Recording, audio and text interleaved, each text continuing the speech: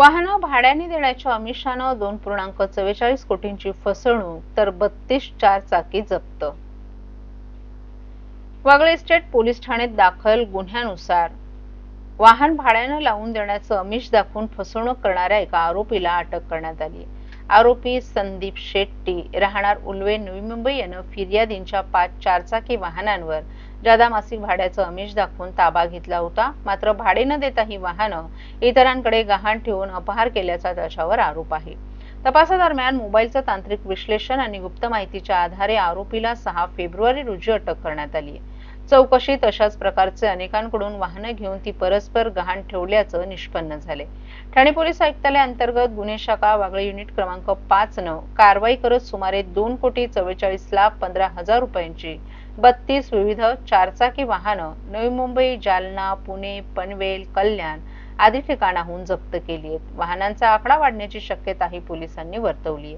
या प्रकरणाचा पुढील तपास सहाय्यक पोलीस निरीक्षक शरद पाटील करत असून वरिष्ठ अधिकाऱ्यांच्या मार्गदर्शनाखाली ही कारवाई करण्यात आली. वागळे पोलीस स्टेशन येथे वाहनांचा अपहार किंवा वाहनांच्या संदर्भात फसवणुकीच्या अनुषंगाने गुन्हा दाखल होता, ज्याचा तपास गुन्हे शाखा घटक 5 चे सहाय्यक पोलीस निरीक्षक शरद पाटील, पोलीस निरीक्षक सलील भोसले आणि त्यांची टीम एसीपी शेखर बागडे यांच्या पर्यवेक्षणामध्ये करत आहे. ज्या गुन्ह्यामध्ये संदीप शेट्टी राहणार उल्वे नवी मुंबई याला अटक करण्यात आलेली आहे. त्याच्याकडून एकूण 32 वाहने जवळपास 2,44,00,000 वाहने जप्त करण्यात आलेली आहेत. संदीप शेट्टी हा सध्या न्यायालयीन कोठडीमध्ये आहे आरोपी. यापूर्वी त्याच्यावर 2021ला नवी मुंबई परिसरामध्ये 3 वेगवेगळ्या पोलीस स्टेशनला फसवणूक, अपहार किंवा या संबंधाने गुन्हे दाखल आहेत. याची मोडस अशी आहे की हा फिर्यादी किंवा जे तक्रारदार आहेत त्यांची वाहनं भाड्यानं देतो किंवा अधिक तुम्हाला भाडं देतो अशी फसवणूक करून त्यांच्याकडून वाहन घ्यायचा. सदरचे वाहन तो इतर इस्मांना गहाण ठेवायचा किंवा ते परस्पर त्याची विक्री करून जास्तीचे पैसे स्वतःसाठी किंवा स्वतःच्या फायद्यासाठी घ्यायचा अशी त्याची मोडस आहे. यापूर्वी या आरोपीनं अशा सेम प्रकारचे गुन्हे केलेले आहेत, ज्यामध्ये 2021ला नवी मुंबईच्या वेगवेगळ्या पोलीस स्टेशनला त्याच्यावर गुन्हे दाखल. प्रायव्हेट गाड्या आहेत, टुरिस्ट गाड्या आहेत? प्रायव्हेट देखील आहेत, टुरिस्ट देखील आहेत. आता सध्या 32 वाहनं जप्त करण्यात आलेली आहेत. यामध्ये अजून वाहनं जप्त होण्याची शक्यता आहे. सदरची वाहनं त्यांना छत्रपती संभाजीनगर, जालना, बीड, उस्मानाबाद, त्याचबरोबर पनवेल, कल्याण, परभणी अशी महाराष्ट्रामध्ये वेगवेगळ्या ठिकाणी वाहनं गहाण ठेवली होती किंवा त्याची परस्पर विक्री केली होती. वनमंत्री गणेश नाईक हे गेल्या काही दिवसांपासून वारंवार उपमुख्यमंत्री एकनाथ शिंदे आणि त्यांचे पुत्र श्रीकांत शिंदे यांच्यावर टीका करतायत. नाईक यांच्या टीकेला प्रत्युत्तर देण्याचं काम शिवसेना शिंदे पक्षातील नेते करतायत. परंतु आता श्रीकांत शिंदे यांनी स्वतः नाईक यांना ओपन चॅलेंज दिले. तर खासदार नरेश मस्के यांनी देखील गणेश नाईक यांच्यावर टीका केली आहे. गणेश नाईक यांनी त्यांच्या दोन्ही मुलांचं करिअर बर्बाद केलं आहे अशी जोरदार टीका मस्के यांनी केली आहे. गणेश नाईक यांनी काही दिवसांपूर्वी खासदार श्रीकांत शिंदे यांचा पराभव करण्याचं विधान केलं होतं. या विधानानंतर शिवसेना शिंदे पक्षातील नेते आणखीन तापले आणि त्यांनी नाईक यांच्यावर टीका करण्यास सुरुवात केली.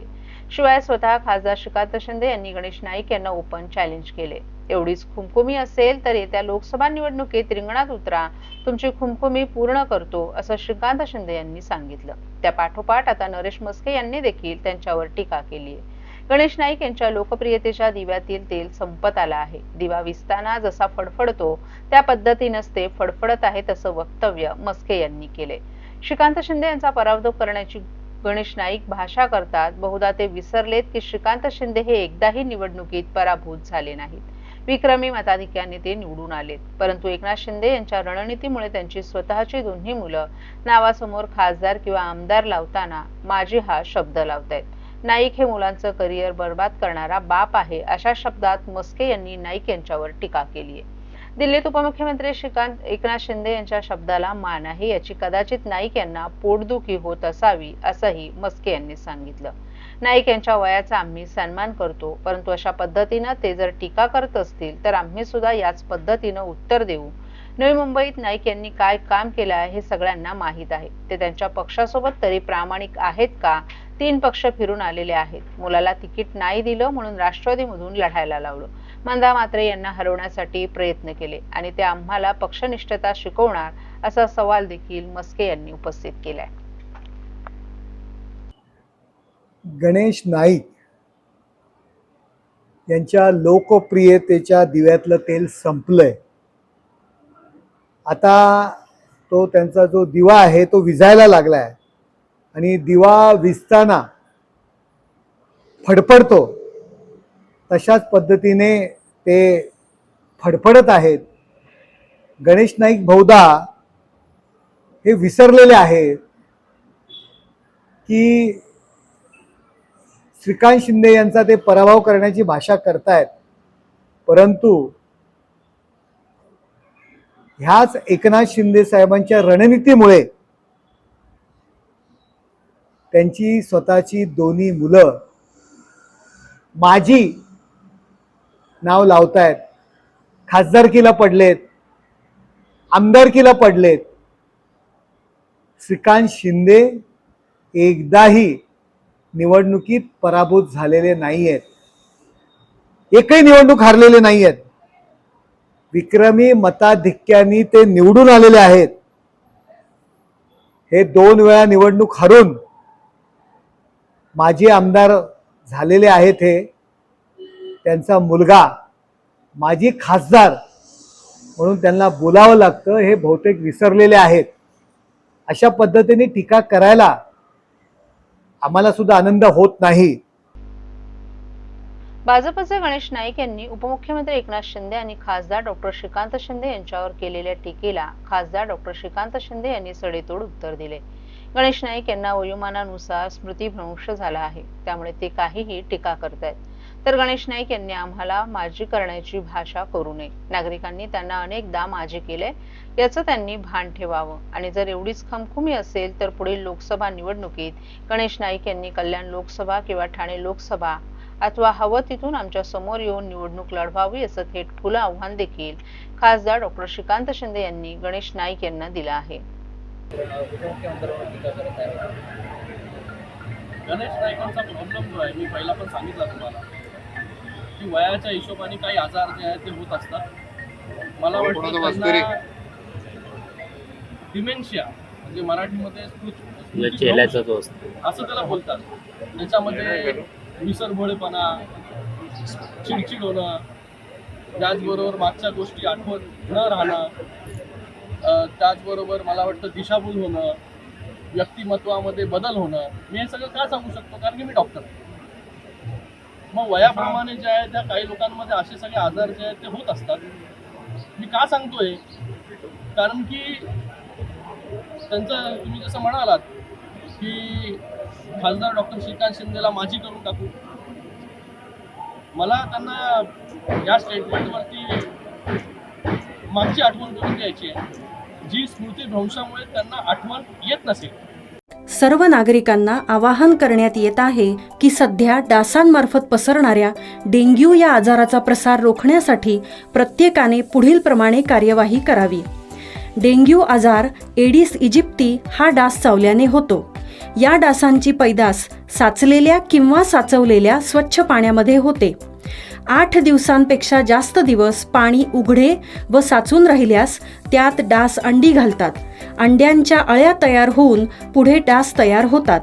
यासाठी आपल्या घरातील पाणी साठे, उदाहरणार्थ बॅरल्स, पिंपे, टाक्या, हौद, रांजणे इत्यादी दर आठवड्याला रिकामे करून घासून पुसून कोरडे करून पुन्हा भरावे. 1 दिवस कोरडा दिवस म्हणून पाळावा.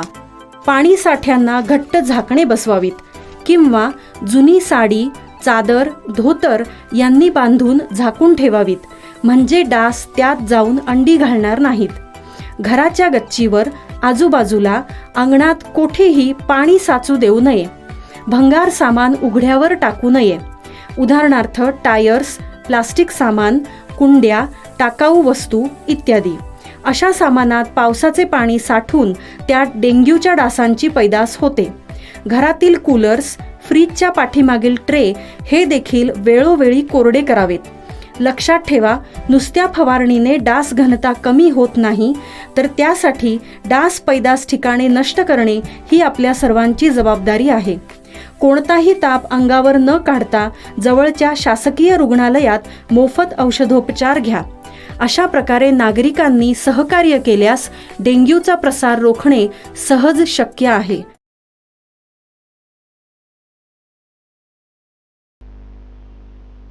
एकीकडे इंडिया पाकिस्तान यांच्यातील हाय व्होल्टेज T20 सामना रंगणार आहे, तर दुसरीकडे ठाणे शहरात टेनिस क्रिकेटवरून तितकाच तापलेला मैदानाचा वाद समोर आलाय.